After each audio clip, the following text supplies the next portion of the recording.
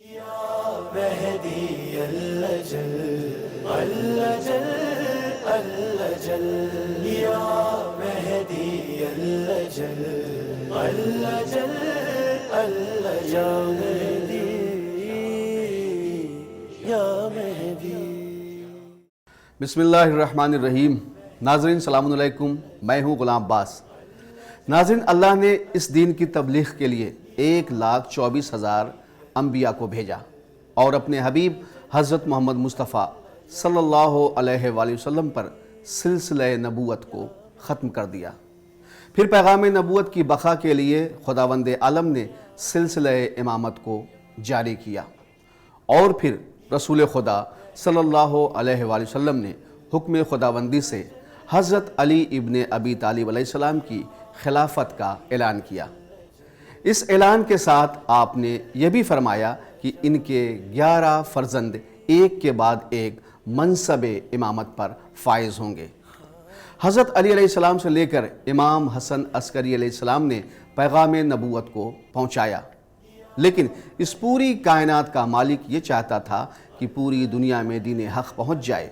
इसलिए खुदा की ये मर्ज़ी है कि 12वें इमाम को एक अरसे के लिए पर्दे गैबत में रखा जाए और जब दुनिया जुल्म व जौर से भर जाए तो उस वक्त हादी बरहक़ को दुनिया में ज़ाहिर किया जाए, क्योंकि इस वक्त हम सब के 12वें इमाम पर्दे गैब में हैं और जब तक इमाम मेहदी अलैहिस्सलाम का ज़ुहूर नहीं होगा तब तक दुनिया और उसकी तकलीफ़ों का ख़ात्मा नहीं होगा। इनकी गैबत के बारे में रसूल खुदा सल्लल्लाहु अलैहि वसल्लम ने इरशाद फरमाया कि मुझे कसम है उस ज़ात की जिसने मुझे बशीर व नज़ीर बनाकर भेजा, और मेरी औलाद में से जब कायम उहदे इमामत पर फाइज होगा तो वो गायब हो जाएगा।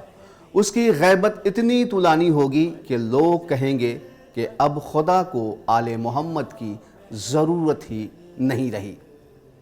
मेरा 12वां वारिस वो हुज्जत परवरदिगार होगा जो जुल्म व जौर से भरी हुई दुनिया को अदल व इंसाफ से मामूर कर देगा, दुनिया के हर निज़ाम जुल्म का तख्ता पलट देगा। इस अहम तरीन राज को आलम इस्लाम पैगम्बर इस्लाम की ज़बानी पहले ही सुन चुके थे। इस बिना पर हाकिम वक्त हर दौर में इस फ़िक्र में रहते कि वो इमाम मेहदी जो इमाम हुसैन अलैहिस्सलाम का नवा जानशीन होगा वो इस दुनिया में आने ना पाए। लेकिन जब इमाम हसन अस्करी अलैहिस्सलाम का वक्त इमामत आया तो सबको यकीन हो गया कि अब इमाम मेहदी का दौर करीब आ गया है।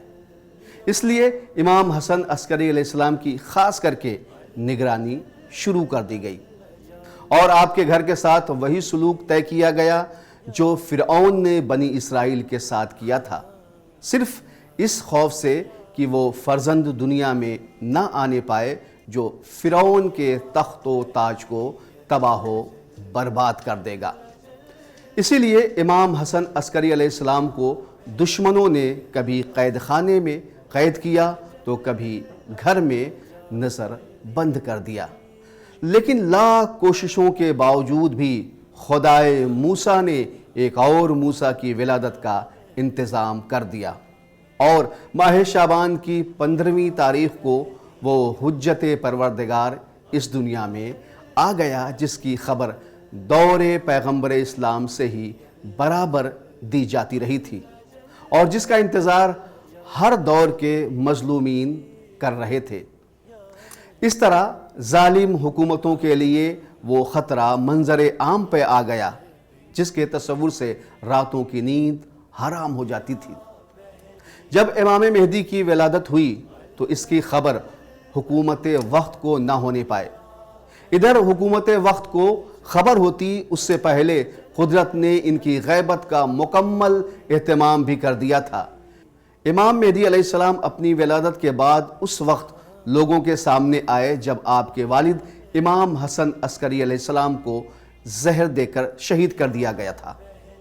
उस वक्त आप अपने वालिद बुजुर्गवार की नमाज जनाजा के लिए तशरीफ़ लाए और नमाज जनाजा अदा फरमाई। इसके बाद फिर गैबत में चले गए। امام علیہ السلام کی اس غیبت کو غیبت صغرا کہا جاتا ہے۔ امام مہدی علیہ السلام کی غیبت صغرا کا آغاز امام مہدی کی ولادت کے زمانے سے ہی ہو گیا تھا، اور آپ کی ولادت کو پوشیدہ رکھا گیا تھا، کیونکہ متوکل آل محمد سے دشمنی رکھتا تھا۔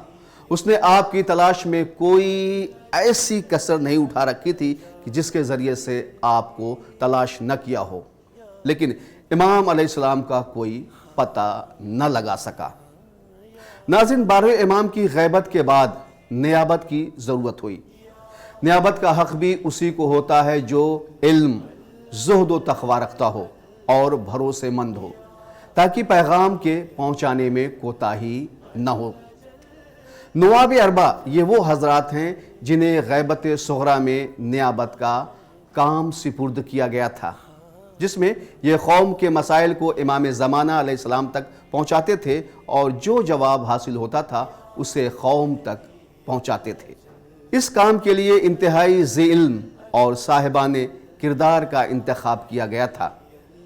اس نظام ہدایت کے سلسلے میں 4 لوگ امام کے نائب خاص ہوئے، جو بڑے جلیل القدر، عالی مقام اور عظیم انسان تھے۔ ان نائبین خاص میں پہلے نائب جناب عثمان بن سعید عمری اسعدی تھے۔ آپ امام علی نقی علیہ السلام اور امام حسن عسکری علیہ السلام کے اصحاب میں سے تھے، اور ان کے وکیل خاص تھے۔ حالات کے تحت روغن فروشی کا کام کیا کرتے تھے، تاکہ سہم امام جو مومنین امام زمانہ علیہ السلام کی خدمت میں پہنچانا چاہتے تھے، وہ خریداروں کے بھیس میں آنے والوں سے حقوق امام حاصل کر کے امام تک پہنچا سکے۔ اسی طرح شرعی مسائل بھی انہی کے ذریعے لوگوں کو معلوم ہو جاتے تھے۔ شیخ طوسی علیہ الرحمہ نے اپنی کتاب الغیبت میں ان کو صاحب اعتماد یعنی بھروسے مند لکھا ہے، اور امام علی نقی علیہ السلام نے ان کے بارے میں فرمایا ہے کہ یہ ابو عمرو امین اور ثقہ ہیں۔ آپ نے فرمایا کہ جب بھی تمہیں مجھ سے کوئی مشورہ لینا ہو اور مجھ سے ملاقات نہ ہو پائے تو تم عثمان بن سعید سے رجوع کرنا۔ یہ جو کچھ کہیں وہ میرا قول ہے، اور جو پیغام ان کے ذریعے تم تک پہنچے وہ میرا پیغام ہے۔ یہ پیغام ایک ایسی بات کی نشاندہی کرتا ہے کہ جس کی بنا پر انہیں معصومین علیہ السلام کا صحیح پیروکار شمار کیا جا سکتا ہے۔ امام علی نقی علیہ السلام کی شہادت کے بعد جب لوگوں نے یہی سوال امام حسن عسکری علیہ السلام سے کیا تو انہوں نے بھی یہی جواب دیا کہ عثمان بن سعید میرے وکیل ہیں۔ عثمان بن سعید وہ ہیں جو امام حسن عسکری علیہ السلام کی شہادت کے وقت غسل کے موقع پر حاضر تھے، اور انہوں نے کفن، حنوط اور دفن کے کاموں میں امام زمانہ کی مدد کی تھی۔ 11ویں امام کی شہادت کے بعد امام زمانہ علیہ السلام نے بھی اپنی وکالت کا کام عثمان بن سعید کے پاس رہنے دیا۔ عثمان بن سعید کی خوش قسمتی تھی کہ آپ نے 3 اماموں کی خدمت انجام دی۔ امام زمانہ کے ساتھ 5 سال تک نیابت کا فرض انجام دیا۔ وفات کے بعد آپ کے بیٹے محمد بن عثمان نے ان کو غسل دیا اور بغداد سے کوفے کے راستے کے قریب آپ کو دفن کر دیا۔ ان کی قبر آج بھی بغداد سے کوفہ کے راستے جاتے ہوئے ایک مقام پہ پڑتی ہے، جہاں دنیا سے لوگ ان کی قبر کی زیارت کے لیے آج بھی جاتے ہیں، اس لیے کہ یہی امام مہدی کے نائبین میں سے ایک نائب تھے۔ ناظرین، آج ہم اپنے اس ایپیسوڈ کو یہیں پہ ختم کرتے ہیں۔ انشاءاللہ آپ سے ہماری پھر ملاقات ہوگی، تب تک کے لیے مجھے اجازت دیجیے۔ خدا حافظ۔ مہدی اللجل اللجل اللجل یا مہدی اللجل اللجل اللجل یا